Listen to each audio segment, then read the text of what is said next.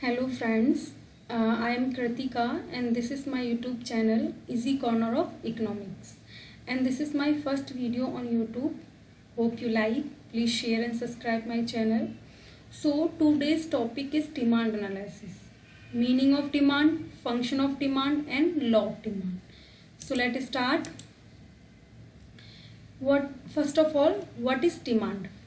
The demand for a commodity is consumer's desire to have it, for which he is willing and able to pay at various price during a given period of time. It means एक consumer, एक person जिसके भी द्वारा एक product की demand की जाती है, जो भी मार्केट में डिफरेंट प्राइसेस अवेलेबल हैं, दी हुई हैं एक सर्टेन और गिवन टाइम पर, तो वो क्या हो जाती है, उस प्रोडक्ट की डिमांड हो जाती है.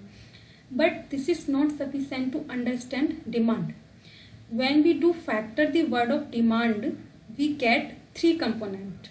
First, desire, second, willingness, and third, ability to pay.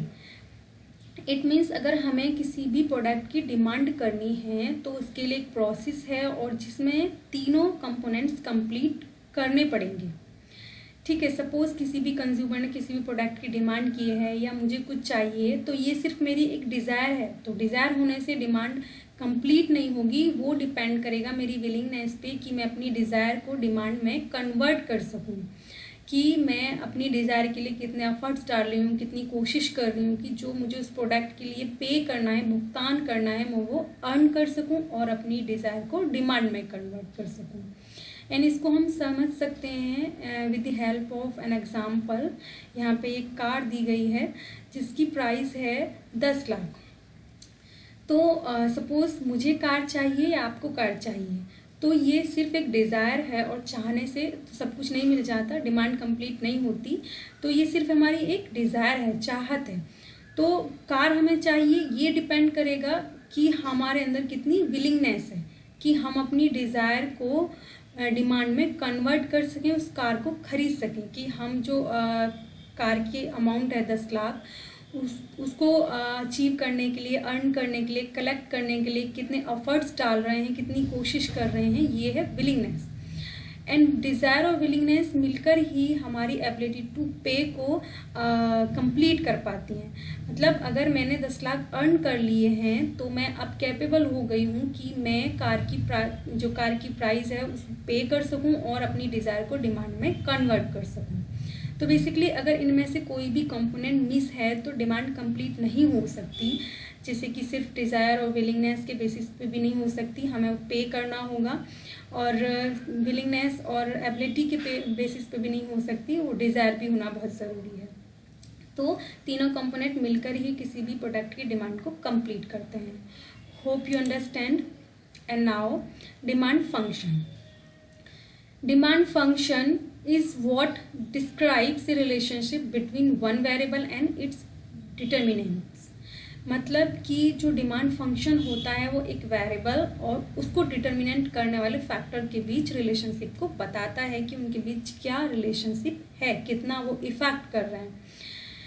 Individually demand for a commodity depends on its price, his income, price of related goods, taste and preferences and advertising etcetera. जो भी product की demand है, commodity की demand है, वो depend करती है कि उस जो कमोडिटी है उसकी खुद की क्या प्राइस है, इनकम क्या है, एंड प्राइस जो रिलेटेड गुड है उसकी क्या प्राइस है, टेस्ट क्या है कंज्यूमर का, वो किस चीज़ को प्रेफरेंस दे रहा है, और जो प्रोडक्ट है उसको कितना एडवर्टाइजिंग किया जा रहा है, वो जो कमोडिटी वो कितनी पॉपुलर है. तो ये सारे जो फैक्टर हैं वो डिटर्मिनेंट होते हैं प्रोडक्ट की डिमांड के लिए. जैसे कि यहाँ पे एक इक्वेशन है QD, मतलब किसी प्रोडक्ट की डिमांड, F उसको एक फंक्शनल रिलेशनशिप को जो एक्सप्लेन करता है, और ये फैक्टर हैं जो उसको डिटर्मिनेंट करते हैं और ये इन दोनों के बीच की रिलेशनशिप को बताता है. जैसे कि इट्स प्राइस, मतलब उस प्रोडक्ट की प्राइस की बात कर रहे हैं. तो जैसे कि मैं एक एग्जांपल कोट करूँ यहाँ पे कि मैं मार्केट गई हूँ और मुझे एक केजी एप्पल ख़रीदने हैं और जो एप्पल की प्राइस है वो 200 पर केजी है. तो साथ में मैं क्या करूँगी, उस दूसरे फ्रूट्स की जो प्राइस है उनको भी कंपेयर करूँगी. तो मैं कंफर्टेबल हूँ तो 1 केजी एप्पल या हाफ केजी एप्पल खरीद लूँगी या दूसरे फ्रूट्स से एप्पल को सब्स्टिट्यूट कर दूँगी। तो बेसिकली काफ़ी सारे फैक्टर होते हैं तो डिटरमिन करते हैं किसी प्रोडक्ट की डिमांड को, and these are the determination factors of the demand also. ये ही एक प्रोडक्ट की डिमांड को डिटरमिन करते हैं, जैसे हमने अभी बात की है, जैसे कि यहाँ पे QD quantity demand for product, F function है जो उनके बीच की रिलेशनशिप को बताता है कि कितना डिफाइन कर रहा है, किस तरह से डिस्क्राइब कर रहा है। PX प्राइस ऑफ प्रोडक्ट, जैसे कि अभी हमने एप्पल का एग्जांपल लिया था कि हम उसकी प्राइस के साथ दूसरे सिमिलर जो प्रोडक्ट हैं हम उनको भी रिलेट करते हैं। प्राइस ऑफ रिलेटेड गुड्स, जैसे कि हमने दूसरे फ्रूट्स के साथ एप्पल के साथ दूसरे फ्रूट्स के प्राइस को रिलेट किया।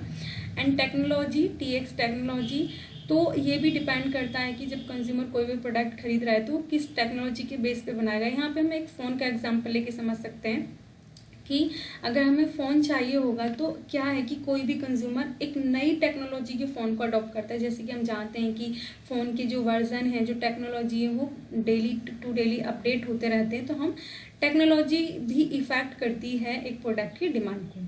एडवर्टाइजमेंट इफेक्ट, एडवर्टाइजमेंट की उस प्रोडक्ट का कितना एडवर्टाइज हो रहा है या वो कितनी पॉपुलर है लोगों के बीच, तभी हम उस प्रोडक्ट को उतना खरीद पाते हैं।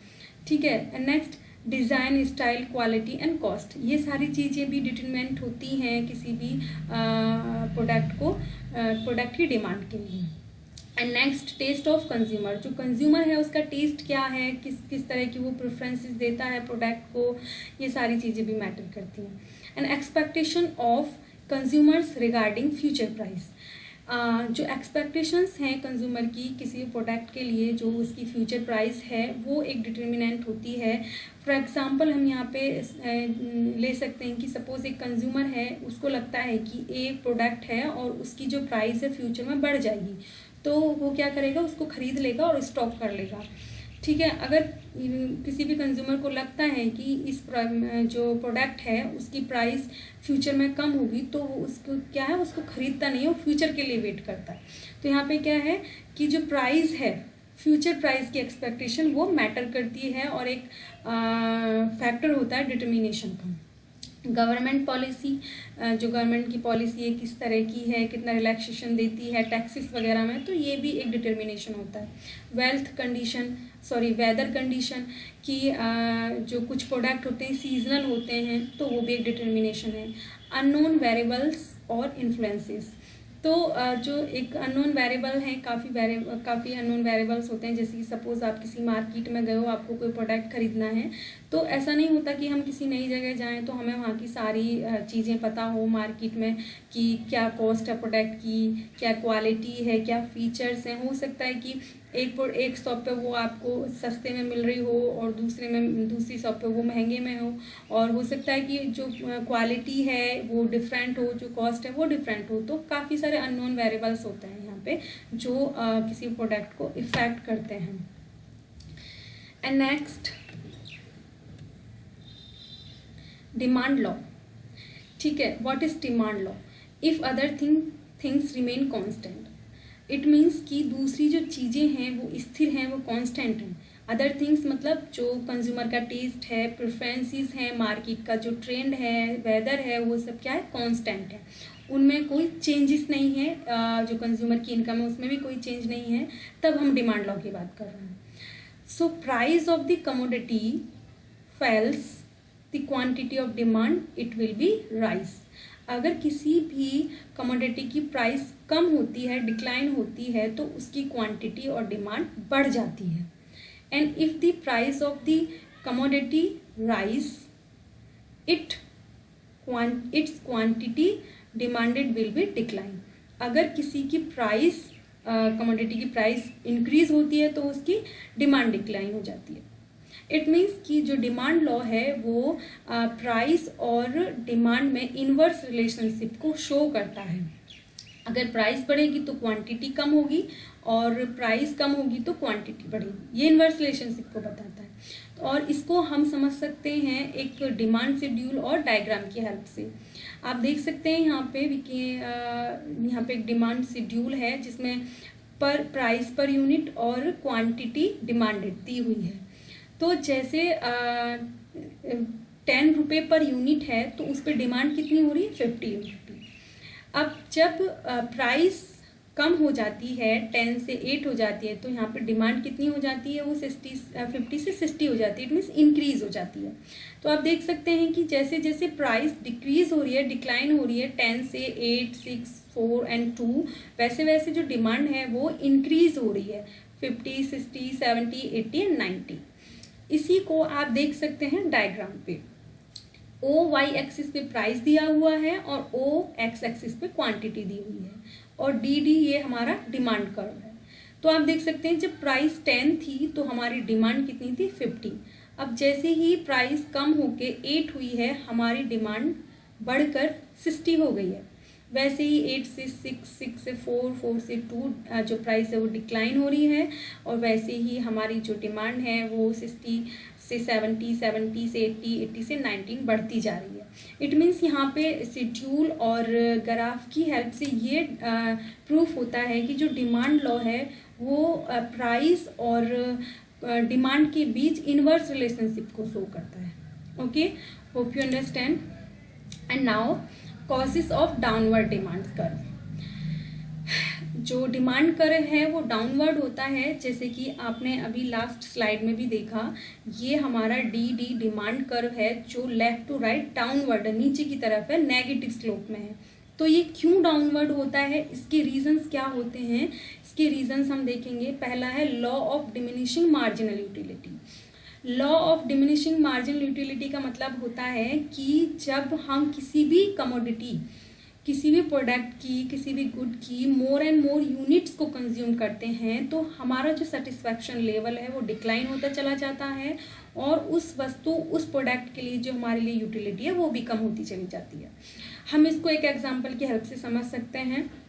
सपोज मुझे 4 एप्पल या फिर मैंगो खाने हैं, तो मुझे क्या है, जैसे ही मुझे 4 आम खाने, तो मैं जैसे पहला आम खाऊंगी तो उससे जो मुझे सेटिस्फैक्शन लेवल मिलेगा वो सबसे ज़्यादा होगा, मेरा सेटिस्फैक्शन लेवल पहले आम से, और यूटिलिटी भी मेरी सबसे ज़्यादा होगी।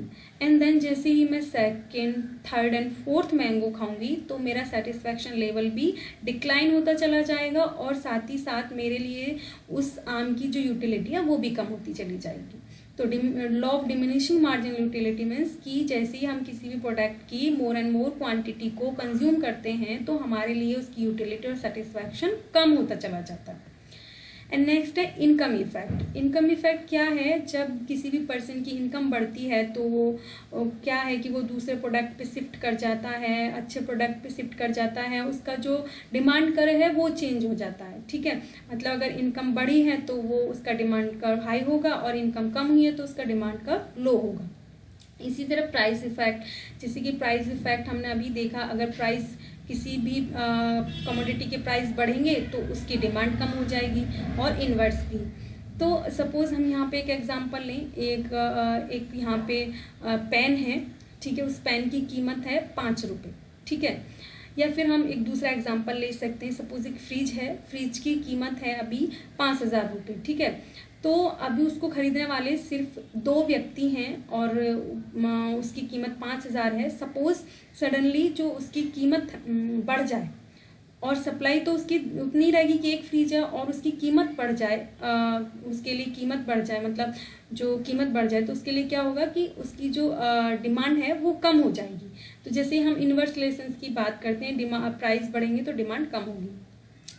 सब्स्टिट्यूशन इफेक्ट, सब्स्टिट्यूशन इफेक्ट आप जानते हैं, जैसे कि हम किसी भी प्रोडक्ट को किसी भी दूसरे प्रोडक्ट से रिप्लेस कर सकें, मतलब ऐसा कोई प्रोडक्ट जो उससे मिलता जुलता हो, जिसकी हमें कमी भी महसूस ना हो, और हम उसके प्राइस बढ़ने पे किसी लो प्राइस वाले प्रोडक्ट से उसको रिप्लेस कर सकें। यहाँ पे हम चाय एंड कॉफ़ी का एग्जांपल ले सकते हैं, जैसे कि अगर कॉफ़ी की प्राइस बढ़ जाती हैं तो एक कंज्यूमर किससे रिप्लेस कर देगा, उससे चाय से रिप्लेस कर देगा, ठीक है। तो सब्स्टिट्यूशन का मतलब होता है सिमिलर प्रोडक्ट जिनसे हम उनको रिप्लेस कर सकें।